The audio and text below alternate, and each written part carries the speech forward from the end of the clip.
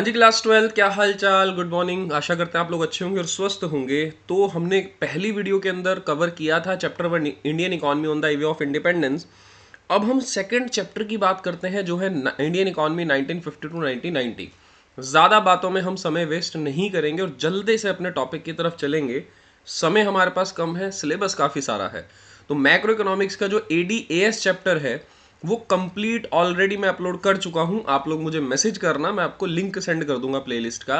Government budget already upload हो चुका है, बीओपी ऑलरेडी अपलोड हो चुका है। तो ये चैप्टर एटलीस्ट आप मैक्रो के वहां से तैयार कर सकते हैं घर बैठे बैठे आराम से। आईडी में कोशिश करूंगा कि इस वीक में सारे चैप्टर आपके लिए अपलोड कर दिए जाएं, जिससे एग्जाम से पहले आपकी तैयारी बहुत अच्छी हो जाए। साथ साथ पैरेलल आप इकोनॉमिक्स की तैयारी कर रहे हैं, इंग्लिश की तैयारी कर रहे हैं और थोड़ा थोड़ा अकाउंटेंसी को भी साथ साथ देखते रहेंगे।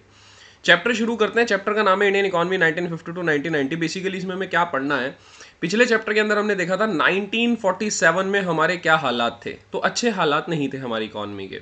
लेकिन 1950 की अगर हम बात करें, यानी 1947 के बाद अब देश के अंदर हमारी सरकार आ चुकी थी, यानी गवर्नमेंट ऑफ इंडिया। ठीक है, अब जवाहरलाल नेहरू प्रधानमंत्री थे, उनके कंधों पे जिम्मेदारी थी कि भैया आप देश को डेवलप करना है। जो जो कमियां, जो जो समस्याएं क्रिएट करी है अंग्रेजों ने, अब उन्हें रेक्टिफाई करना है, ठीक करना है। सबसे ज़्यादा बुरी हालत में कौन था, हमारा एग्रीकल्चर, उसके लिए ठीक करना है। इंडस्ट्रीज को तबाह कर दिया था, उसको ठीक करना है। फॉरेन ट्रेड को ठीक करना है। ओवरऑल सारे सेक्टर्स की ग्रोथ करनी है। तो चैप्टर को शुरू करते हैं। पहले चैप्टर का कुछ बेसिक देखेंगे, छोटी छोटी बातें, फिर उसके बाद हम लोग मेन चैप्टर की तरफ चलेंगे। यहाँ पे लिखा हुआ था important task for the government India was decide the type of economic system. सबसे बड़ा हमारे सामने चैलेंज था कि किस इकोनॉमिक सिस्टम को हम लोग अडॉप्ट करें। देखो, 3 इकोनॉमिक सिस्टम होते हैं। इकोनॉमिक सिस्टम का मतलब है बेसिकली हर देश का जो ऑब्जेक्टिव होता है वो होता है प्रोडक्शन। ठीक है, तो इकोनॉमिक सिस्टम डिसाइड करता है बेसिकली इकोनॉमी में किसका दबदबा ज्यादा होगा, डोमिनेंस किसका होगा, प्रोडक्शन कौन करेगा। तो 2 ही सेक्टर है इकोनॉमी के अंदर, एक तो गवर्नमेंट यानी पब्लिक सेक्टर, और दूसरा कौन, हमारे पास प्राइवेट सेक्टर। तो अगर हम इकोनॉमी के अंदर प्राइवेट सेक्टर को प्रोडक्शन के लिए ज्यादा पावर दे देते हैं तो उसी को हम बोलते हैं कैपिटलिस्ट इकोनॉमी। ये आपने 11वीं में भी पढ़ा होगा। और अगर हम गवर्नमेंट को ज्यादा पावर रखते हैं कि गवर्नमेंट ही सारा प्रोडक्शन करेगी तो उसको हम क्या बोलते हैं, सोशलिस्ट इकोनॉमी। दोनों इकोनॉमी के अपने अपने फायदे हैं। और तीसरी इकोनॉमी होती है कि भैया क्यों अलग अलग सारी चीजों को बांटना, आप इकट्ठे मिलकर के काम करें। तो कुछ रिसोर्स पब्लिक सेक्टर के पास रहेंगे, कुछ रिसोर्स प्राइवेट सेक्टर के पास रहेंगे और मिलकर देश का विकास करेंगे। तो जवाहरलाल नेहरू जो हमारे थे प्रधानमंत्री, उन्होंने कहा कि भैया हम मिक्स्ड इकोनॉमी को चूज करेंगे, ना सोशलिस्ट और ना ही कैपिटलिस्ट, हम मिक्स्ड इकोनॉमी को चूज करेंगे। तो एक एक करके यहाँ पे पढ़ते हैं, थोड़ी सी भूमिका बनाने की कोशिश मैंने यहाँ की है। Economic system refers to an arrangement in which central problem of an economy are solve. यानी हम सेंट्रल प्रॉब्लम्स को कैसे सॉल्व करेंगे। और सेंट्रल प्रॉब्लम आपने 11वीं में पढ़ी होगी। सेंट्रल प्रॉब्लम के अंदर पहली बात ये है कि प्रोड्यूस क्या करना है, और मैं यही चर्चा कर रहा था कि प्रोडक्शन करेगा कौन। ठीक है, तो सेंट्रल प्रॉब्लम पहले 3 देख लेते हैं, बहुत थोड़ा थोड़ा सा, क्योंकि एग्जाम में ज्यादा आने के चांस नहीं है। It involve selection of goods and services to be produce in an economy. यानी कि हमें ये सिलेक्ट करना है कि इकोनॉमी के अंदर कौन सा गुड्स बने। भैया इकोनॉमी के अंदर सिविल गुड्स बने, वॉर गुड्स बने, डिफेंस के गुड्स ज्यादा बने, कौन से गुड्स इकोनॉमी के अंदर ज्यादा बनने चाहिए, ये डिसाइड करना क्या कहलाता है हमारा व्हाट टू प्रोड्यूस। अब ये कौन सॉल्व करेगा, क्या बनाना है, ये सॉल्व करेगा कि कौन सी इकोनॉमी, किस टाइप की इकोनॉमी आपने चूज करी है। तो वो भी हम लोग चर्चा करेंगे। पहले सेंट्रल प्रॉब्लम पढ़ लेते हैं। हाउ टू प्रोड्यूस का मतलब है सिलेक्टिंग टेक्निक ऑफ प्रोडक्शन, यानी किस टेक्निक से आपको प्रोडक्शन करना है, आपको मशीन्स ज्यादा रखनी है। देखो, इंडिया ऐसा देश है जहां लेबर बहुत है, तो यहाँ पे हमें लेबर इंटेंसिव टेक्निक रखनी चाहिए जहां लेबर ज्यादा रहे और मशीन क्या रहे, कम। नहीं तो होगा क्या, जीडीपी तो बढ़ जाएगा जो कि इंडिया में हो रहा है, लेकिन क्या नहीं बढ़ेगी, नौकरियां नहीं बढ़ पाएंगी। नेक्स्ट है हमारा फॉर होम टू प्रोड्यूस, यानी यहाँ पे किसका सिलेक्शन करना है, कैटेगरी ऑफ पीपल का, यानी हम किसके लिए गुड्स बनाए, बेसिकली अमीर के लिए, गरीब के लिए। अब ये तीनों प्रॉब्लम देखो सॉल्व कैसे होती है। अगर हमारे देश की गवर्नमेंट ने कहा भैया यहाँ तो चलेगी कैपिटलिस्ट इकोनॉमी, यानी यहाँ जब प्रोडक्शन का ज्यादा से ज्यादा कंट्रोल रहेगा वो किसके हाथ में रहेगा, प्राइवेट सेक्टर के। तो भैया वो व्हाट टू प्रोड्यूस में सिलेक्शन करेगा उन गुड्स का जिससे उसे ज्यादा प्रॉफिट हो। वो हाउ टू प्रोड्यूस, वो टेक्निक वो चूज करेगा जिससे उसे ज्यादा प्रॉफिट हो, और वो उस कैटेगरी के लोग के लिए बनाएगा जिसका प्रॉफिट उसमें ज्यादा दिखाई दे रहा हो। तो वो हर डिसीजन अपना सेंट्रल प्रॉब्लम जो सॉल्व करेगा इकोनॉमी के अंदर, वो ऐसे करेगा कि भैया उसे प्रॉफिट क्या मिले ज्यादा, क्योंकि वो कैसी इकोनॉमी है, कैपिटलिस्ट या मार्केट। यहाँ पे क्या लिखा हुआ है, capitalist economy is one in which factor of production in land, labour, capital, entrepreneur, जो प्रोडक्शन करने के मेनली 4 फैक्टर होते हैं, our own controlled and manage by private sector. यहाँ पे कौन कंट्रोल करेगा उनको, प्राइवेट सेक्टर। और प्राइवेट सेक्टर का जो मेन एम होता है वो क्या कमाना होता है, सिर्फ प्रॉफिट। तो ये तीनों प्रॉब्लम सॉल्व तो करेगी कैपिटलिस्ट इकोनॉमी, पर क्या देखते हुए, अपना प्रॉफिट। और अगर यहाँ कोई सेंट्रल प्रॉब्लम अराइज होती है, are solve by the forces of demand and supply, private sector कहेगा भैया जिस चीज़ की डिमांड ज़्यादा है वो बनाओ, भले ही सोसाइटी का नुकसान हो रहा है, ठीक है। तो ये अच्छी बात नहीं है, कैपिटलिस्ट इकोनॉमी इसलिए थोड़ी खतरनाक हो जाती है। सोशलिस्ट इकोनॉमी क्या है, यहाँ टोटली पब्लिक के लिए काम होगा। Socialist economy is the economy in which factor of production our own controlled and manage by public sector, यानी यहाँ पर पब्लिक सेक्टर मैनेज करेगा, गवर्नमेंट स्कूल खोलेगी, गवर्नमेंट बस होंगी, सबको ट्रांसपोर्ट गवर्नमेंट का होगा, ज़्यादातर जो डोमिनेंस होगा वो किसका होगा, गवर्नमेंट का। Main M is social welfare, और गवर्नमेंट जो भी प्रोडक्शन करेगी वो किस एम से करेगी, सोशल वेलफेयर के एम से करेगी। और अगर कोई सेंट्रल प्रॉब्लम यहाँ पे अराइज हुई तो गवर्नमेंट का मैकेनिज्म इसको क्या करेगा, सॉल्व करने का काम करेगा, जिसको हम सेंट्रली प्लान्ड कमीशन भी बोलते हैं एक तरह से। फिर आती है तीसरी मिक्स्ड इकोनॉमी, ये इंडिया ने क्या करी थी, इंडिपेंडेंस के बाद चूज करी थी इंडिया के अंदर। A mixed economy refers to a system in which public and private sector are allotted their role for solving central problem। यानी अब तीनों प्रोडक्शन करेंगे, तीनों डिसीजन लेंगे, लेकिन दोनों के रोल अलॉटेड हैं कि भैया आप पब्लिक सेक्टर यहाँ काम करेगा, प्राइवेट सेक्टर यहाँ काम करेगा, यानी कि देश के अंदर दोनों का एग्जिस्टेंस होगा, पब्लिक सेक्टर का भी और प्राइवेट सेक्टर का भी। अब इसके बाद हमारा चैप्टर मेन शुरू होता है, उसकी बेसिक अंडरस्टैंडिंग आपको होनी चाहिए क्योंकि उसमें से 1 नंबर का भी क्वेश्चन आ सकता है। अब यहाँ से हमारा मेन चैप्टर शुरू होता है इकोनॉमिक प्लानिंग। अब देश के डेवलपमेंट की बात करेंगे, देश में इलेक्ट्रिसिटी प्रोड्यूस करनी है, डैम प्रोड्यूस करने हैं, देश के अंदर हॉस्पिटल, बहुत काम करना है देश के लिए। तो क्या लिखा हुआ है, India adopted mixed economic system for the development of Indian economy, but it was necessary for government to plan and called economic planning. Government के लिए प्लान करना जरूरी था, बिना प्लानिंग के हम लोग क्या ही कर सकते हैं देश में, तो गवर्नमेंट के लिए प्लान करना जरूरी था, उसी को हम क्या बोलते हैं, इकोनॉमिक प्लानिंग। तो यहाँ दोबारा मीनिंग डेफिनेशन दे रखी है, economic planning can be defined as making major decision related to what, how and for whom to produce, यानी गवर्नमेंट को डिसाइड करना था क्या बनाना है, कैसे बनाना है, किसके लिए बनाना है। Government of India setup planning commission, तो गवर्नमेंट ऑफ इंडिया ने प्लानिंग कमीशन सेट करा कब, 1950 में। इंपॉर्टेंट डेट है, याद रखना। जिसके चेयरमैन कौन थे, जवाहरलाल नेहरू। तो जो प्रधानमंत्री होते हैं, पीएम होते हैं, वो इसके क्या रहते हैं, चेयरमैन। जैसे कि अब प्लानिंग कमीशन को हटा करके क्या बना दिया गया है, प्लानिंग कमीशन बेसिकली क्या है, कुछ पढ़े लिखे लोग हैं भैया जो देश के डेवलपमेंट के लिए प्लान करेंगे, बहुत इंपॉर्टेंट टास्क है। लेकिन अब इसको हटा करके क्या बना दिया, नीति आयोग। अब आपका होमवर्क क्या है, नीति आयोग की फुल फॉर्म क्या है और इसको कब गवर्नमेंट ने एप्लीकेबल किया है, ये आपको बताना है। अब पीएम है कौन, नरेंद्र मोदी जी, तो वो इसके क्या है, चेयरमैन, ये ध्यान रखना, ये काफ़ी एग्जाम में क्वेश्चन आ भी जाता है, ठीक है। अब प्लानिंग कमीशन ने बेसिकली क्या करा था, fix planning period for 5 year, cold 5 year plan. आने वाले 5 साल में गवर्नमेंट क्या क्या प्लान करने वाली है, कहाँ कितना डेवलपमेंट करने वाली है, उसको बोलते हैं 5 ईयर प्लान। यानी देश के लिए हमें क्या करना है, प्लानिंग का एक पूरा का पूरा क्या बनाना है, रोड मैप बनाना है अगले 5 साल का।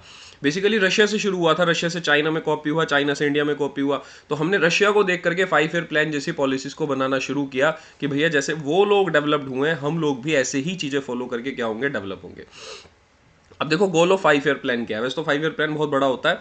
तो पहला 5 ईयर प्लान जो लॉन्च हुआ था वो कब हुआ था, 1 अप्रैल 1951 में। अभी तक कितने 5 ईयर प्लान लॉन्च हो चुके हैं, एक बार हल्का सा डेट देख लेना, जिससे कि अगर कोई 5 ईयर प्लान आपसे पूछा जाए कोई किसी डेट का, तो आप थोड़ा सा उसको बता सको। हालांकि बहुत ज़्यादा इंपॉर्टेंट तो नहीं है, लेकिन फर्स्ट तो एटलीस्ट आपको पता होना चाहिए, ठीक है। तो पहला 5 ईयर प्लान कब लॉन्च हुआ था, 1 अप्रैल 1951 में, फिर ये 5 साल तक चला, फिर उससे नेक्स्ट आया 5 ईयर प्लान। 5 ईयर प्लान के बेसिकली 4 गोल होते हैं, ग्रोथ, मॉडर्नाइजेशन, सेल्फ रिलायंस और इक्विटी। देखो यहाँ से आपका इंपॉर्टेंट चैप्टर शुरू हो जाता है, इसमें से एक गोल आने के बहुत चांसेस रहेंगे, या 2 गोल को मर्ज करके भी आपसे पूछा जा सकता है। देखो जी, ग्रोथ पहले मैं शॉर्ट में बता देता हूँ, फिर थ्योरी पढ़ लेंगे। ग्रोथ का मतलब सीधा सीधा होता है जीडीपी का बढ़ना, यानी कि एक देश के अंदर production of goods and services ज़्यादा होना चाहिए। मॉडर्नाइजेशन का मतलब है नई टेक्नोलॉजी को अडॉप्ट करना प्रोडक्शन के लिए, प्लस नई सोच को अडॉप्ट करना, यानी जो आपका मेंटल आउटलुक है वो भी फ्रेश होना चाहिए, नया होना चाहिए, ये नहीं कि महिलाएं पढ़ नहीं सकती, ऐसा नहीं है। सेल्फ रिलायंस का मतलब क्या है, डिपेंडेंसी को खत्म करना। हम दूसरे देशों पे बहुत चीज़ों के लिए डिपेंड थे, जैसे अमेरिका पे हम लोग फूड ग्रेन के लिए डिपेंड थे। इस चैप्टर में हम पढ़ेंगे 1960 के बाद कैसे ग्रीन रेवोल्यूशन ला करके हमने अपने देश में इतनी तकड़ी खेती को बढ़ाया, इतना तगड़ा फार्मिंग हमने ज़्यादा करा है कि भैया हम सेल्फ रिलायंस हो गए। और इक्विटी का मतलब क्या है, देश के अंदर भेदभाव ना हो, किसी भी तरह से डिस्क्रिमिनेशन ना हो, हर पर्सन को डेवलपमेंट का अधिकार है, पढ़ने का अधिकार है, शिक्षा का अधिकार है, हेल्थ का अधिकार है। तो इक्विटी होनी चाहिए, सभी पर्सन देश के डेवलपमेंट में भागीदार होने चाहिए, किसी भी समाज के तबके को हम दबा नहीं सकते कि आप डेवलपमेंट से अलग हैं, ठीक है। तो अब एक एक करके इनको पढ़ेंगे, और ये 4 गोल ना मेरे ख्याल से जिंदगी भर हर किसी के देश में होने ही होने हैं, ठीक है। ये 4 गोल तो जिंदगी भर हर किसी को फॉलो करने ही करने हैं, ये नहीं कि 1950 की बात थी, ये तो आज भी हैं गोल हमारे लिए। सबसे पहले ग्रोथ को डिटेल में पढ़ते हैं, 3 या 4 नंबर में आ सकता है अलग से। Growth means increase in country's capacity to produce goods and services within the country. किसी भी देश की अगर कंट्री की कैपेसिटी बढ़ जाती है production of goods and services को करने की, तो हम उसे क्या बोल देंगे, growth. A good indicator of economic growth is GDP. अब सेकंड वर्ल्ड वॉर के बाद ये डिसाइड करना मुश्किल हो गया कि कैसे पता लगे कि कोई देश डेवलप कर रहा है, तो हमने एक टर्म निकाली, क्या, जीडीपी। हमने कहा भैया देखो जीडीपी कैलकुलेट कर लो, ठीक है। दुनिया के अंदर जो बात हुई वो क्या हुई, बड़े बड़े जो इकोनॉमिस्ट थे कि जीडीपी कैलकुलेट कर लो, जिस देश की जीडीपी सबसे ज़्यादा होगी तो उसे हम क्या मान लेंगे 1940s के बाद कि भाई इसकी तरक्की क्या हो रही है, ज़्यादा हो रही है। तो जीडीपी का मतलब क्या रखा गया उस टाइम पे, GDP means market value of all final goods and services produced in the country.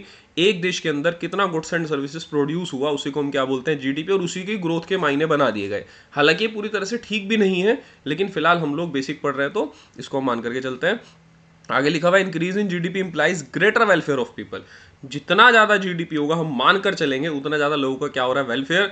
देश में ज्यादा जीडीपी है, ज्यादा नौकरियां, लोगों को इनकम ज्यादा हो रही है, प्रोडक्शन ज्यादा है, तो सबके पास फैसिलिटीज भी क्या आ रही है, ज्यादा आ रही है। In some countries agriculture contribute more to GDP. जैसे हमारा देश था पहले कि हम लोग जीडीपी में किसका ज्यादा हिस्सा था, एग्रीकल्चर का। And in some countries service sector contribute more to GDP. और कुछ देश ऐसे हैं जहां सर्विस सेक्टर जीडीपी में अपना रोल प्ले कर रहा है, यानी प्रोडक्शन में सर्विस सेक्टर ज्यादा है, तो कहीं एग्रीकल्चर ज्यादा है, कहीं इंडस्ट्री ज्यादा है। तो पहला गोल हमारा क्या है, जीडीपी को बढ़ाना, ग्रोथ को इंक्रीज करना, ठीक है। दूसरा क्या है हमारा, मॉडर्नाइजेशन। मॉडर्नाइजेशन में हम लोग 2 पैरामीटर लेके चलेंगे। पहला, अडॉप्शन ऑफ न्यू टेक्नोलॉजी। बहुत आसान है, खेती करने के लिए हमें क्या करना है, नई टेक्नोलॉजी का यूज करना है। Modernisation aim to increase the production of goods and services through use of new technology. नई टेक्नोलॉजी का यूज करके हमें गुड्स एंड सर्विसेज के प्रोडक्शन को बढ़ाना है। For example, a farmer can increase output by new seeds and new machines. आसान बात है, हमें नए सीड्स का यूज करके, नई मशीन का यूज करके प्रोडक्शन को बढ़ाना है। दूसरा आसान है, change in social outlook. Modernisation also require to change in social outlook means providing equal right to women and use talent of women in work place. यानी महिलाओं को भी कम नहीं आंकना है, उनके टैलेंट का भी वर्क प्लेस पे क्या करना है, यूज। तो हमारे देश में और दूसरे देशों में भी प्रथाएं चलती आती हैं, हम लोग महिलाओं को कम कैपेबल समझते हैं, ऐसा नहीं है। कल्पना चावला जो कि स्पेस में गई थी, तो ऐसे बहुत सारे एग्जाम्पल हैं, रानी लक्ष्मीबाई जैसे भी। तो महिलाओं को कम नहीं आंकना है, ये सोच बदलनी है। तो उसको भी हम लोग किस में काउंट करेंगे, मॉडर्नाइजेशन में। नेक्स्ट है हमारा सेल्फ रिलायंस। ये किसी भी देश के लिए बहुत इंपॉर्टेंट है, क्योंकि अगर एक देश दूसरे पे डिपेंड है तो वो अपने डिसीजन कैसे ले पाएगा। जैसे पाकिस्तान पैसों के लिए दूसरे देशों पे डिपेंड है, तो वो अपने डिसीजन खुद नहीं ले पाता, इवन दूसरे देश उसकी सरकारें भी बदल देते हैं। तो it means development through domestic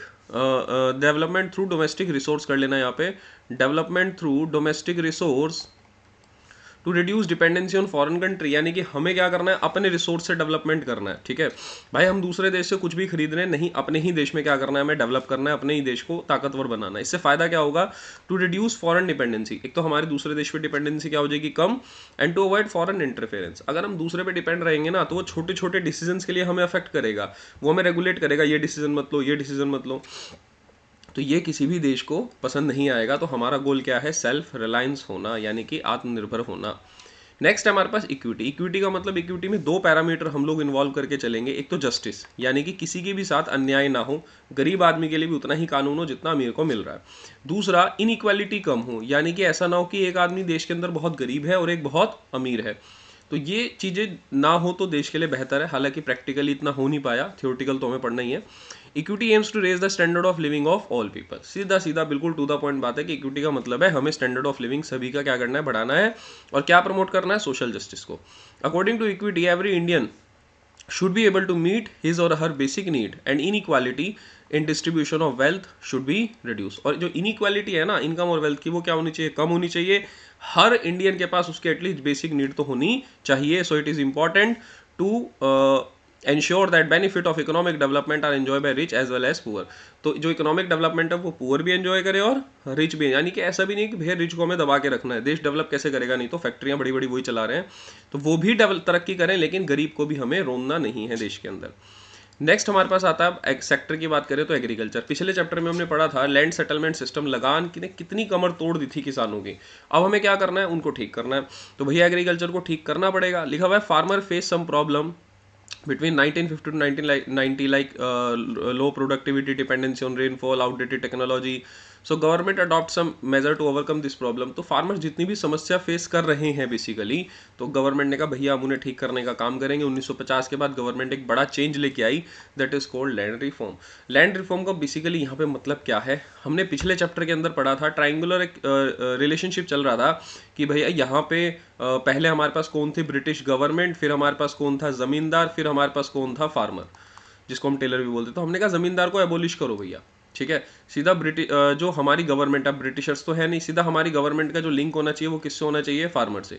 ये जो इंटरमीडिएरीज है ना, ये जो लगान इकट्ठा कर करके दे रहे हैं सरकार को, ये नहीं होने चाहिए, हमें नहीं चाहिए। गवर्नमेंट कह रही है हमें फार्मर से टैक्स नहीं चाहिए, जितना फार्मर कमा रहा है, खेती कर रहा है, सारा का सारा फार्मर का, हमें जरूरत नहीं है। तो लिखा हुआ है it refers to change in ownership of land holdings, यानी जो हमने पहले जमीन का ओनर किसको घोषित कर रखा था, भाई इतने एरिया का जो ओनर है वो कौन है, जमींदार। अब हमने कहा नहीं तू ओनर भैया नहीं है, तेरी ओनरशिप खत्म, अब ओनर कौन है, फार्मर है। Land reform were needed to achieve the objective of equity. इससे क्या अचीव होगी, इक्विटी, यानी कि जो छोटे छोटे किसान हैं उनको उनकी जमीन वापस मिलेगी, और वो सिर्फ अब क्या है, खेती करने वाले नहीं, अब वो मालिक भी है उस जमीन के। आगे लिखा हुआ है Indian government took various step to abolish intermediaries and make tiller owner of land. यहाँ पे बहुत कीवर्ड क्या लिखा हुआ है, मेक टिलर, टिलर यानी खेती करने वाला ही पर्सन अब क्या है, owner of land. The abolition of intermediary set up direct contact between government and 200 lakh tenant. जो टेनेंट थे किराए पे, एक तरह से वो रह रहे थे अपनी ही जमीन पर, तो अब वो खेती कर सकते हैं और डायरेक्टली गवर्नमेंट के क्या रहेंगे, वो कंट्रोल में रहेंगे, यानी डायरेक्ट टच में रहेंगे। आगे लिखा हुआ था ownership right granted to tenant gave them incentive to increase output. Incentive भी दिए गए ओनरशिप राइट से, उन्हें मोटिवेशन मिला कि अब हम आउटपुट बढ़ा सकते हैं। However the goal of equity was not fully achieve, ये पूरा अचीव नहीं हो पाया due to use of loopholes in legislation, यानी लॉ में कुछ जो लॉ बनाए गए थे उसके कुछ रूल्स का गलत फायदा उठा करके ये पूरी तरह से अचीव नहीं हो पाया। Like zamindar claim to be self cultivator, zamindar कहने लगे जी हम तो खुद ही खेती करने वाले हैं, हम खुद ही टेनेंट है। तो जिन लोगों ने ऐसा फ्रॉड किया वो लोग अपनी जमीन पर खुद ही मालिक बनकर रह गए। तो यहाँ कुछ कुछ स्टेट में ऐसा हुआ भी था। नेक्स्ट है हमारा लैंड सीलिंग। यहाँ पे लैंड रिफॉर्म लिखा हुआ है, ये क्या है, लैंड सीलिंग। अगर अभी भी जमींदारों के पास जमीन है, बड़े बड़े लैंडलॉर्ड्स के पास जमीन है, और उन्होंने कुछ घपले करके अपनी जमीन को बचा लिया, तो गवर्नमेंट नया रूल ले आई, लैंड सीलिंग। गवर्नमेंट ने कहा भैया एक इंसान के पास कितनी जमीन होगी ये फिक्स कर दिया, इससे ज़्यादा ज़मीन वो नहीं रख सकता। तो it refers to fixing the specified limit of land, कि इतनी स्पेसिफिक लिमिट ऑफ लैंड आप ओन कर सकते हो, इससे ज़्यादा नहीं कर सकते, which could be owned by individual. क्यों करा था, the purpose of land ceiling was to reduce the concentration of land holding in few land. अब कई बार क्या होता है ना, हम किसी गांव में गए तो हमने कहा भैया आपकी कितनी जमीन है, वगैरह सारा गांव की जमीन हमारी है, या बहुत बड़ा एरिया हमारा है। तो गवर्नमेंट ये नहीं चाहती थी कि कोई ऐसा बोले, और गवर्नमेंट ने बड़ा एक सख्त रुख बनाया, और गवर्नमेंट ने कहा भैया है तो देखो ये अन्याय, किसी की जमीन छीन करके हमने किसी और को दे दी। लेकिन गवर्नमेंट ने ऐसा क्यों करा था, जिससे क्या प्रमोट हो इक्विटी। जो बड़े बड़े लैंडलॉर्ड्स हैं जिनके पास बहुत सारी जमीन है, उनसे थोड़ी सी जमीन ली गई और किसको दे दी गई, जो छोटे किसान थे। तो यहाँ पर क्या था, स्पेसिफाइड लिमिट ऑफ लैंड ही आप क्या कर सकते हो, ओन कर सकते हो। The land selling was challenge by the big landlord. अब बड़े लैंडलॉर्ड नाराज हो गए भैया, उन्होंने चैलेंज कर दिया इसको कोर्ट में कि भैया हमारी जमीनें छीनी जा रही हैं सरकार के through, and delay was use them to get registered name of relative. तो उन्होंने क्या करा, अपनी ही जमीन को अपने रिलेटिव्स के नाम ट्रांसफर कर दिया, तो घर की जमीन घर में ही रह गई बेसिकली, ठीक है। तो ये हमने दो बड़े चेंजेस करे थे, क्या, लैंड रिफॉर्म और लैंड सेलिंग। फिर नेक्स्ट हमारे पास क्या आता है, ग्रीन रेवोल्यूशन। अब ग्रीन रेवोल्यूशन का मतलब बेसिकली यहाँ पर क्या है, ग्रीन रेवोल्यूशन को हिंदी में हम हरित क्रांति बोलते हैं। 1965 से 1970 के बीच में इसको हमने क्या करा था, यानी मिड, ऐसे बोल सकते हो आप, मिड 1960 टू 70 हमने इसको एप्लीकेबल करा था। और इसको जो एप्लीकेबल किया गया था वो मेनली 1966 में इसकी खेती को शुरू किया गया था, कुछ स्टेट से पहले शुरुआत की गई थी। Green revolution refers to large increase in production of food grain due to use of HYV seeds. High yield variety seeds को बेसिकली हमने अडॉप्ट किया। इसको प्रमोट करने वाले HYV सीड्स के जो बेसिकली फादर माने जाते हैं वो स्वामीनाथन थे। एक बार नाम बेसिकली देख लेना, बहुत ज़्यादा इंपॉर्टेंट तो नहीं है पर फिर भी पता होना चाहिए। इसी को हम लोग क्या बोलते हैं, मेडिकल मिरेकल सीड्स, या फिर ग्रीन रेवोल्यूशन को हम लोग टेक्निकल रिफॉर्म्स भी बोलते हैं, ध्यान रखना, ठीक है। तो ये टेक्निकल रिफॉर्म गवर्नमेंट की तरफ से किए गए, नई टेक्नोलॉजी को अडॉप्ट करना था और ज़्यादा से ज़्यादा खेती को बढ़ाना था। तो जो पहले पर हेक्टर हमारे पास खेती हो रही थी वो बहुत कम हो रही थी, लेकिन अब उतनी ही ज़मीन में खेती बहुत ज़्यादा हो रही है। तो ये हमारे लिए एक तरह से बोल सकते हैं बहुत पॉजिटिव मेज़र था, क्योंकि देश के अंदर भूखमरी बहुत थी, खाने पीने की व्यवस्था बहुत ख़राब थी, लेकिन इस मेज़र के बाद जो व्यवस्था थी वो बहुत अच्छी हो गई। इसलिए इसके कुछ इंपॉर्टेंस हुए क्या, attaining marketable surplus. Marketable surplus का यहाँ पे मतलब क्या है कि भैया पहले किसान के पास इतना नहीं था कि वो उगा करके घर में कुछ खा सके, ठीक है, उसके घर में ही पूर्ति नहीं हो रही थी। अब इतना बन रहा है कि वो घर में भी अपनी पूर्ति कर पा रहा है, फिर भी उसके पास बच रहा है, तो वो कहाँ जाके बेच रहा है इसको, मार्केट में। और मार्केट में जो फूड ग्रेन था उसका क्या होने लगा, सरप्लस, यानी वो बढ़िया मार्केट में दिखने लगी अच्छी मात्रा में। Part of agriculture produce which is sold in the market after meeting own consumption, अपनी कंजम्पशन करने के बाद जो बचा वो मार्केट में बिकना शुरू हो गया। A good proportion of wheat and rice was sold by farmer in the market. अब फार्मर की इनकम भी बढ़ रही है और मार्केट में खाने की कमी भी नहीं है। गवर्नमेंट ने उस दौरान क्या करना शुरू करा, गवर्नमेंट ने कहा भाई कभी भी कोई नेचुरल क्लैमिटी आ सकती है, तो गवर्नमेंट ने क्या करा, वेयर हाउस में इनको स्टोर करके रखना शुरू कर दिया, गोदाम बनाने शुरू करे, उसी को हम बोलते हैं buffer stock. Green revolution enable, यानी इस लायक बनाया गवर्नमेंट को to maintain the stock of food grain which can be use at the time of shortage. Shortage के टाइम पे हम फिर इस बफर स्टॉक का यूज कर सकते हैं। बेनिफिट हुआ लो इनकम ग्रुप को। पहले सिर्फ और सिर्फ इंसान की लड़ाई ये चल रही थी भैया अपना पेट कैसे भरे, खाना कैसे खाएं, लेकिन अब मार्केट के अंदर इतना सारा व्हीट एंड राइस है कि भैया सप्लाई बढ़ने से इसके प्राइस क्या हो गए, कम। तो आपको कम पैसे खर्च करने पड़ रहे खाने के लिए, अब आप बाकी चीज़ों में जैसे हमारी शिक्षा है, इन चीज़ों में पैसा भी इन्वेस्ट कर सकते हैं। तो as large proportion of food grain was sold by farmer in the market which result reduction in price, तो इससे प्राइस क्या हो गए, कम। तो बहुत फायदा हुआ ग्रीन रेवोल्यूशन का देश को, लेकिन इसमें कुछ चैलेंजेस भी थे, रिस्क भी थे। जैसे पहला रिस्क यहाँ पे क्या लिखा हुआ है, HYV seeds were more chance to attack by pest, यानी कि कीड़ों का खतरा लगने का इसमें क्या था, ज़्यादा। तो गवर्नमेंट ने इसे वक्त रहते ठीक कर लिया भैया, हमारे यहाँ पे इसको वो किया गया कि पेस्टिसाइड्स बनाए गए और इसके कीड़ों के खतरों को क्या कर दिया गया, कम। दूसरा बड़ा खतरा ये हो गया था कि इससे ना खाई बढ़ सकती थी अमीर और गरीब फार्मर के बीच में। क्यों? क्योंकि HYV सीड से रिलेटेड जितने भी इनपुट थे वो महंगे थे, तो गरीब फार्मर तो इसे अफोर्ड नहीं कर पाएगा, अमीर फार्मर इसको अफोर्ड करके और अमीर हो जाएगा और गरीब बेचारा पीछे रह जाएगा। तो only rich farmer afford the required input to so risk of inequality of income may also rise. लेकिन गवर्नमेंट ने इसको भी वक्त रहते कंट्रोल किया, कैसे, due to favourable step taken by government reduces the risk, the government provide loan at low interest rate. Government ने गरीब किसान को कम इंटरेस्ट रेट पे क्या दे दिया, लोन, कि भैया तू अफोर्ड नहीं कर सकता HYV सीड्स की टेक्नोलॉजी को, तो हम तुझे पैसा दे रहे हैं, तू खेती कर और अपनी इनकम को बढ़ा। तो यहाँ पे पूरा का पूरा ये ग्रीन रेवोल्यूशन पे क्या है हमारा एक टॉपिक है बेसिकली। यहाँ पे बड़ा अगर आपका 6 नंबर का आता है तो आप सब लिख देना, इंपॉर्टेंस भी लिख देना, मीनिंग भी लिख देना, उसके रिस्क भी लिख देना। रिस्क अलग से 3 नंबर में आ सकते हैं, इंपॉर्टेंस अलग से 3 नंबर में आ सकते हैं। पैराग्राफ वाला क्वेश्चन भी आ सकता है, ध्यान रखना। ग्रीन रेवोल्यूशन एक इंपॉर्टेंट टॉपिक है। फिर एक बहुत ही मस्त टॉपिक है, बहुत अच्छा लगता है मुझे टॉपिक, सब्सिडी का। और ये कई बार सैम्पल पेपर में और बोर्ड में आ भी चुका है, ठीक है, और ये पढ़ के जरूर जाना है, इस बार दोबारा से भी आ सकता है, कोई बड़ी बात नहीं है। सब्सिडी एक बहुत ही एक मतलब हॉट टॉपिक रहता है। क्यों? गवर्नमेंट के लिए, क्योंकि इससे गवर्नमेंट की जेब पे बहुत भारी बर्डन रहता है। तो बेसिकली हुआ क्या, देश बहुत गरीब था, एग्रीकल्चर के हालात बहुत खराब थे, तो गवर्नमेंट सब्सिडी दे रही थी, कोई इशू नहीं है। सब्सिडी का मतलब क्या है, फार्मर जो इनपुट मार्केट से खरीद के ला रहा है वो उसे मार्केट प्राइस से सस्ते में मिलेगा। यानी कि अगर 1 लाख रुपए का वो कोई गुड्स इनपुट लेके आ रहा है एग्रीकल्चर के लिए, तो वो उसे 80,000 या 50,000 मिलेगा, बाकी पैसे सेलर को गवर्नमेंट दे देगी, ठीक है। जैसे आपको इलेक्ट्रिक व्हीकल पे सब्सिडी मिलती है, ठीक है। तो यहाँ पे गवर्नमेंट कह रही है हम सब्सिडी दें या ना दें, ये बड़ा कश्मकश हमारे दिमाग में चल रहा है, क्योंकि इससे बर्डन बहुत बढ़ता है। तो बेसिकली जो फेवर वाले लोग हैं सब्सिडी के, वो क्या बोल रहे हैं, पहले उनकी सुन लेते हैं। The government should continue the agriculture subsidy because as the farming in India is a risky business. कह रहे भैया फार्मिंग बहुत रिस्की बिजनेस है। उस टाइम पे तो ज़्यादा रिस्की था, क्योंकि हमारे पास जो चीज़ें थी वो बहुत कम थी और हम लोग ज़्यादातर डिपेंड मानसून पे थे, बारिश तक के लिए। तो भैया बहुत रिस्की बिजनेस है, सब्सिडी दी जानी चाहिए, पहले पर्सन का ये कहना है।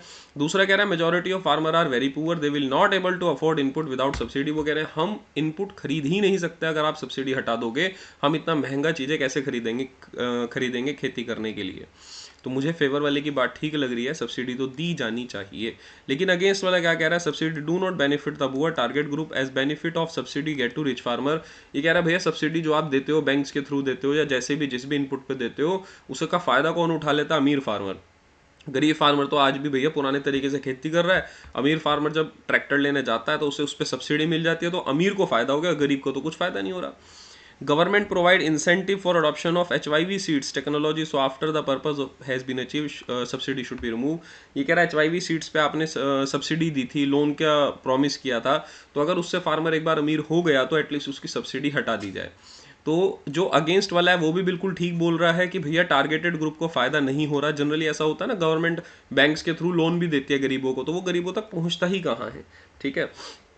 और दूसरा कह रहा है कि भाई गवर्नमेंट जो इंसेंटिव दे रही थी HYV सीट्स पे, अब उनका ऑब्जेक्टिव पूरा हो गया तो सब्सिडी हटा लो। तो बेसिकली दोनों ठीक कह रहे हैं, फेवर वाला भी ठीक कह रहा है, अगेंस्ट वाला भी। तो हम लोग ऐसा बोल सकते हैं कंक्लूजन में एग्जाम में, जो नीडी फार्मर है, जो सिर्फ गरीब फार्मर है, उसे लोन दिया जाना चाहिए। ऐसा नहीं कि हम सभी फार्मर्स को क्या दे रहे हैं, लोन। उससे तो फाइनेंशियल बर्डन बढ़ेगा, और जिनको सब्सिडी की जरूरत भी नहीं है, आप उनको भी सब्सिडी दे करके अमीर और बना रहे हो। ठीक है। इसके बाद यहाँ पे एक छोटा सा अप्रेजल लिखा हुआ है कि भैया एग्रीकल्चर का अप्रेजल कैसा था 1950 टू 1990। ये आप खुद से 3-4 पॉइंट यहाँ पे दे रखे हैं, खुद से रीड कर सकते हैं। बहुत ज़्यादा इंपॉर्टेंट तो नहीं है, पर फिर भी आपकी नॉलेज बढ़ेगी। तो गाइज हमने कवर कर लिया एग्रीकल्चर सेक्टर के बारे में सब कुछ। नेक्स्ट हम लोग कवर करने वाले इंडस्ट्रियल सेक्टर के बारे में। पिछले चैप्टर में हमने पढ़ा था कि इंडस्ट्री में बेसिकली बहुत बुरा हाल करा था ब्रिटिशर्स ने, डिस्क्रिमिनेटरी टैरिफ पॉलिसी हो, या फिर हम लोगों को फिनिश गुड्स के लिए सिर्फ क्या बना देगा, इंपोर्टर, और प्राइमरी गुड्स का एक्सपोर्टर। तो जो इंडस्ट्रीज में नुकसान वो लोग करके गए थे, अब हमें उन्हें क्या करना है, ठीक करना है। तो यहाँ लिखा हुआ है at the time of independence industry was very limited. बिल्कुल इंडस्ट्रीज बहुत कम थी इंडिपेंडेंस के टाइम पे। There were only 2 iron and steel firm. तो आयरन एंड स्टील फर्म में अगर हम देखेंगे तो सिर्फ 2 इंडस्ट्री थी। दोनों के नेम आपको अभी जा करके सर्च करने हैं, भैया कौन सी 2 थी, ये आपका होमवर्क हो गया। One is Jamshedpur and one in Kolkata. So there was strong need to expand industrial base. तो हमें इंडस्ट्रीज बढ़ानी थी, ये तो बात तय थी, क्योंकि इंडस्ट्री ही सबसे ज़्यादा रोजगार देने वाला हमारे पास सेक्टर है। अब हम देखें तो role of public sector industrial development. Industry के डेवलपमेंट में पब्लिक सेक्टर का रोल अहम था। उसका रीजन क्या था, उसके कुछ रीजन थे, और ये एग्जाम में 3 मार्क्स के लिए इंपॉर्टेंट क्वेश्चन है, ध्यान रखना। क्योंकि बच्चे से सोचते हैं कि यार ये ज़्यादा इंपॉर्टेंट नहीं है, तो CBSE ऐसी चीज़ें देता है जो जहाँ स्टूडेंट्स का बहुत ज़्यादा फोकस नहीं जा पाता कई बार। तो सबसे पहला देखा shortage of capital with private sector. देखो पब्लिक सेक्टर यानी गवर्नमेंट का इंपॉर्टेंट रोल इसलिए भी हो जाता है क्योंकि प्राइवेट सेक्टर के पास पैसा ही नहीं था काम करने के लिए। उस टाइम पैसे तो था नहीं कि बहुत बड़े बैंक थे और स्टॉक मार्केट था कि आप जाकर के कैपिटल रेज करके एक बिजनेस खड़ा कर सकते हो। बड़ी दिक्कतें थी प्राइवेट सेक्टर के पास, तो प्राइवेट सेक्टर के पास पैसा नहीं था। तो यहाँ पे लिखा हुआ है private entrepreneurs did not have sufficient capital to make investment. As a result government has to make industrial investment through PSU। PSU का मतलब क्या है, पब्लिक सेक्टर अंडरटेकिंग। तो गवर्नमेंट को ही इन इंडस्ट्रीज को अपने कब्जे में लेकर के इंडस्ट्रीज को डेवलप करना पड़ेगा, और जितने भी सेक्टर्स ऐसे हैं जहां पर इंडस्ट्री वीक है उन्हें डेवलप करना पड़ेगा, क्योंकि प्राइवेट सेक्टर के पास इन्वेस्टमेंट के लिए पैसा नहीं है। तो पहला पॉइंट हो गया, प्राइवेट सेक्टर के पास फंड नहीं है, तो पब्लिक सेक्टर का रोल अहम हो जाता है। दूसरा, lack of incentive for private sector. चलो प्राइवेट सेक्टर ने कहीं से पैसे का इंतजाम किया और वो मार्केट के अंदर आ गया। अब प्राइवेट सेक्टर को क्या दिख रहा है मार्केट के अंदर, भैया इंडिया के लोग तो भी बहुत गरीब है और उन्हें तो प्रॉफिट मैक्सिमाइजेशन के लिए काम करना है प्राइवेट सेक्टर को। तो ये लोग अपने प्रोडक्ट को सेल कैसे कर पाएंगे, ये देखो आप। तो यहाँ पे लिखा हुआ है Indian market was not be enough to encourage private industries due to low level of demand. Market के अंदर चीजों की डिमांड ही बहुत कम हो चुकी है, तो प्राइवेट सेक्टर कैसे आता बताओ। ऑब्जेक्टिव ऑफ सोशल वेलफेयर, साथ साथ उस टाइम पे देश काफ़ी गरीब था, लोगों की पर कैपिटा इनकम बहुत कम थी, तो ये ज़रूरी था कि सोशल वेलफेयर के ऊपर ध्यान दिया जाए। और सोशल वेलफेयर के ऊपर ध्यान कौन देता है, गवर्नमेंट। तो 3 रीज़न है ऐसे जिसकी वजह से पब्लिक सेक्टर का रोल अहम हो जाता है। तो government could be achieve social welfare only through direct participation in industrial development. Hope आपको ये समझ आया होगा। इसके बाद हमारे पास आता है IPR 1956। इससे पहले IPR जो कब आया था, IPR 1948। Basically IPR industry policy resolution क्या है, जितने भी आपके इंडस्ट्री से रिलेटेड रूल्स रेगुलेशन है वो सब कहाँ मिलेंगे, इंडस्ट्री पॉलिसी रेजोल्यूशन के अंदर। यानी कि बेसिकली एक पैकेज है जो सॉल्व करता है सारी क्वेरीज किससे रिलेटेड, इंडस्ट्री से। तो industrial policy is a package of policy which cover various issues connected with different industrial enterprise of the country. तो कंट्री के अंदर इंडस्ट्रियल सेक्टर कैसे रेगुलेट होगा, ये कहाँ बताया गया, IPR 1956 में, जिसके अंदर इंडस्ट्रीज को 3 पार्ट्स में क्लासिफाई किया गया, शेड्यूल A, शेड्यूल B और शेड्यूल C।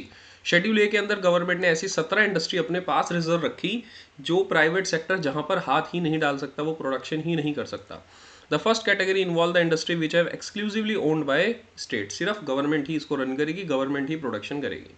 शेड्यूल B के अंदर वो इंडस्ट्रीज आई जिनको चलाएगी तो गवर्नमेंट, लेकिन उनको सपोर्ट कौन करेगा, साथ साथ प्राइवेट सेक्टर। तो in this schedule industries include in which state would take initiative of setting up. तो वो इंडस्ट्री लगाई किसने है, गवर्नमेंट ने, प्राइवेट पे तो पैसा था नहीं।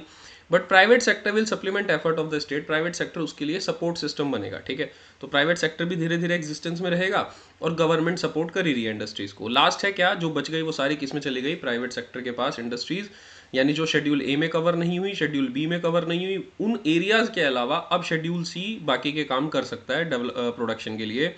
द कंसिस्टेंस और remaining industries which were to be in private sector, तो बची हुई इंडस्ट्रीज किसके पास रह गई, प्राइवेट सेक्टर, प्राइवेट सेक्टर वहाँ पे अपना प्रोडक्शन का काम कर सकता है। तो ध्यान रखना इंपॉर्टेंट है, शेड्यूल ए, शेड्यूल बी और शेड्यूल सी।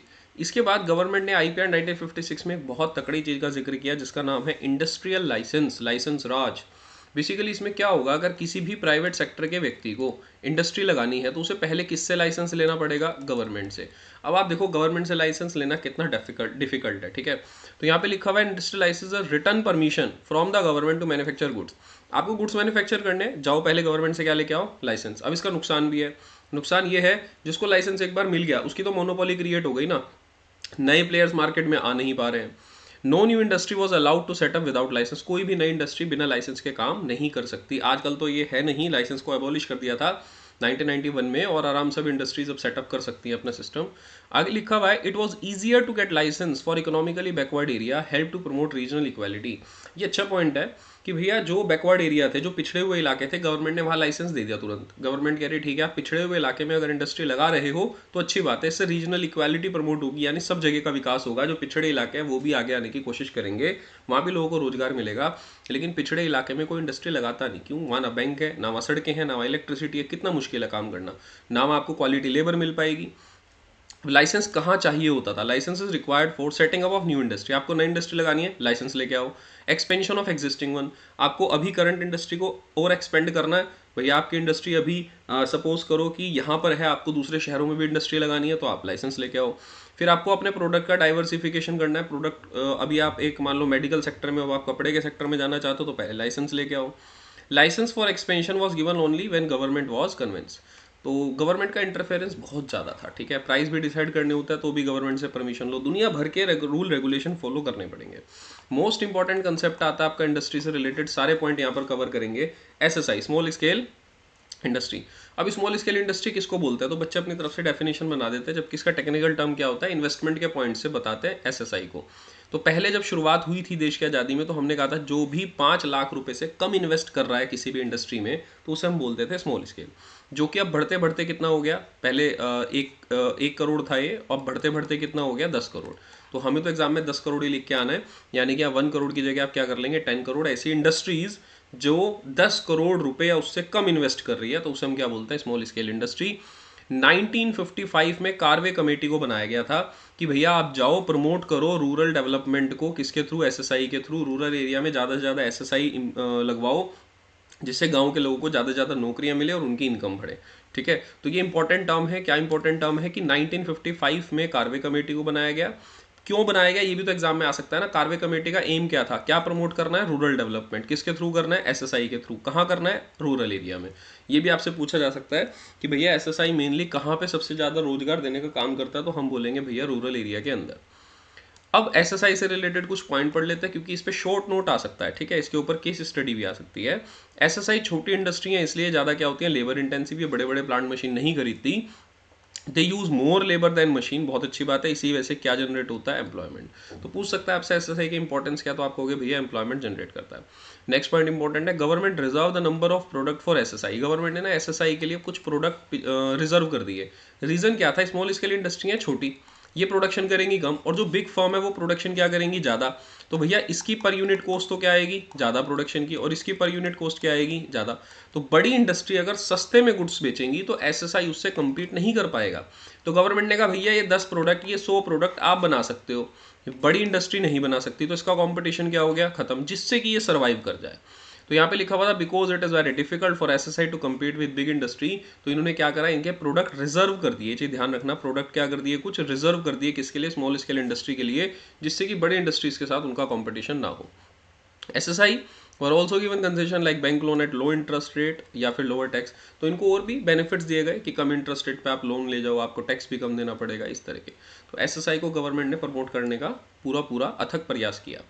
अब सबसे इंपॉर्टेंट टॉपिक आ जाता है जी हमारा फॉरेन ट्रेड। इसमें से भी क्वेश्चन आने के चांस बहुत रहते हैं, और अच्छी बात यह है कि ये आपका चैप्टर का लास्ट टॉपिक है। अगर आप लास्ट तक बने हुए हैं वीडियो में तो बहुत अच्छी बात है, क्योंकि आपका चैप्टर कंप्लीट होने वाला है, आपका इंटरेस्ट आ रहा है और आपके एग्जाम के अंदर अब कोई पॉइंट नहीं छूटने वाला है। एक छोटा सा कमेंट भी नीचे कर देना कि वीडियो आपके लिए हेल्पफुल रही या नहीं रही। आगे क्या दे रखा है, हमारा जो फॉरेन ट्रेड था वो बेसिकली ब्रिटिशर्स ने बहुत ख़त्म कर दिया था। तो दुनिया के अंदर हमारा जो टोटल वर्ल्ड में अगर प्रोडक्शन का शेयर देखेंगे तो कितना था, सिर्फ 1.76%, जो कि बहुत बहुत बहुत कम है। आगे लिखा हुआ है, so India adopted inward looking trade strategy. हम अपने देश में कुछ बना नहीं रहे थे, हम दूसरे देश से मंगवा रहे थे। अब हमने कहा भैया ये जो इंडिया के अंदर दूसरे देश का प्रोडक्ट आ रहा है इसे तो करो कैंसिल। अगर हम दूसरे देश से कोल्ड ड्रिंक ले रहे हैं बनी बनाई, हमने कहा नहीं भैया हम कोल्ड ड्रिंक का इंपोर्ट नहीं करेंगे, हम तो अपने देश में बनाएंगे। दूसरे देश से हम लोग व्हीकल्स खरीद रहे हैं, नहीं भैया हम अपने देश में बनाएंगे। तो इसको बोलते हैं इनवर्ड लुकिंग ट्रेड स्ट्रेटजी, अपने अंदर देश के देखना। और हमने दूसरे देशों के लिए अपने सारे रास्ते बंद कर दिए। पहले हम ईस्ट इंडिया कंपनी से घबराए हुए थे, वो भी तो ट्रेड करने आए थे कभी यहाँ पर, और वो सारे देश पे कब्जा करके चले गए धीरे धीरे। तो भैया अब दूसरे देशों को हमारे देश में आना अलाउड नहीं है। इसी इनवर्ड लुकिंग ट्रेड स्ट्रेटजी को हम क्या बोलते हैं, इंपोर्ट सब्सटीट्यूशन। इसका मतलब क्या होता है, import substitution refers to a policy of replacement of import by domestic production. दूसरे देश से आने वाले गुड्स को अपने देश से रिप्लेस कर दो, उसके जैसा हूबहू गुड्स बनाओ, उससे अच्छा गुड्स बनाओ। The policy of import substitution can serve two objective. इससे दो फायदे होंगे हमारे देश को। पहला, saving of precious foreign exchange. आपको पता है दुनिया के अंदर हमें अगर किसी से भी गुड्स लेना है तो पेमेंट किस में करनी पड़ती है, डॉलर में। इसे बोलते हैं हम जनरली फॉरेन एक्सचेंज रिजर्व। तो एक तो इसकी सेविंग होगी, हमें किसी को पे करने की जरूरत नहीं पड़ेगी। अचीविंग सेल्फ रिलायंस, अगर सारे गुड्स हमारे ही देश में बन रहे हैं, क्वालिटी वाले, टेक्नोलॉजी है हमारे देश में, तो भैया हम आत्मनिर्भर होंगे, दूसरों पे डिपेंडेंसी क्या हो जाएगी, खत्म। ये तो हमने गोल्स में भी पढ़ा था। तो इंपोर्ट सब्सटीट्यूशन आपसे पूछा जा सकता है। सबसे इंपॉर्टेंट क्वेश्चन आपसे पूछा जा सकता है, प्रोटेक्शन फ्रॉम इंपोर्ट कैसे किया, कैसे आपने अपनी डोमेस्टिक इंडस्ट्रीज को दूसरे देश के कंपटीशन से बचाया। तो हमने दो चीज़ों का यूज़ किया, टैरिफ जो आजकल ट्रम्प के आप उससे पॉइंट से बहुत सुन रहे होंगे, और दूसरा कोटा। टैरिफ का मतलब क्या होता है भैया, ये इंडिया है, ठीक है। अब दूसरे देश से कोई गुड्स आ रहा है तो हमने उस पर क्या लगा दिए, टैक्स दुनिया भर के, ठीक है। अगर वो 100 रुपये का गुड्स इंडिया में बेचना चाहते हैं तो गवर्नमेंट कह रही है लाओ 100 रुपये टैक्स दो। यानी कि यहाँ उस किसी भी पर्सन को जो वहाँ से गुड्स मंगा रहा है उसे 200 रुपये का गुड्स यहाँ पे बेचना पड़ेगा, गुड्स महंगा हो जाएगा और कोई खरीदेगा नहीं। तो tariff refers to tax levied on imported goods, यानी इंपोर्टेड गुड्स आने वाले पे टैक्स लगा देना। जिससे होगा क्या, मेक इंपोर्टेड गुड कॉस्टलियर, बाहर से आने वाला गुड्स महंगा हो गया, एक्सपेंसिव हो गया, जिससे कि उसका यूज़ क्या होगा, डिस्करेज। अगर अब भी लोग नहीं मान रहे तो गवर्नमेंट ने कोटा लगा दिया। कोटा मतलब क्वांटिटेटिव रेस्ट्रिक्शन लगा दी, fixing the maximum limit on import, यानी कि आप दूसरे देश से इससे ज़्यादा नहीं खरीद सकते। Of a commodity bye domestic producer, यानी डोमेस्टिक प्रोड्यूसर दूसरे देश से कुछ खरीद रहा है तो हमने क्वांटिटी की रेस्ट्रिक्शन लगा दी कि आप भैया इससे ज़्यादा नहीं खरीद सकते इस पर्टिकुलर टाइम में। तो इससे हमने अपने देश में होने वाले बेसिकली जो इंपोर्ट था उस पर क्या करा, हमने कंट्रोल किया। इसके बाद फिर से आपका इंडस्ट्रियल डेवलपमेंट का क्या आ जाता है, क्रिटिकल अप्रेजल। आप चाहें तो इसको पढ़ सकते हैं, आपकी नॉलेज के लिए अच्छा रहेगा, और इसमें से अगर क्वेश्चन आ जाता है तो आपके लिए वेल एंड गुड बात रहेगी। तो हमारा यहाँ पे सेकंड चैप्टर खत्म हो जाता है। इसके बाद हम लोग अपना चैप्टर कवर करेंगे, कौन सा, थर्ड चैप्टर, जिसका नाम है liberalisation, privatisation and globalisation. Hope आपको अच्छा लगा होगा सेशन। अच्छा लगा है तो एक छोटा सा कमेंट कर देना, और जो भी आपकी टॉपिक्स की प्रॉब्लम है जिस पर आप वीडियो बनवाना चाहते हैं वो मुझे कमेंट में बताना, मैं प्रायोरिटी उन्हीं टॉपिक्स को दूंगा। Thank you so much guys.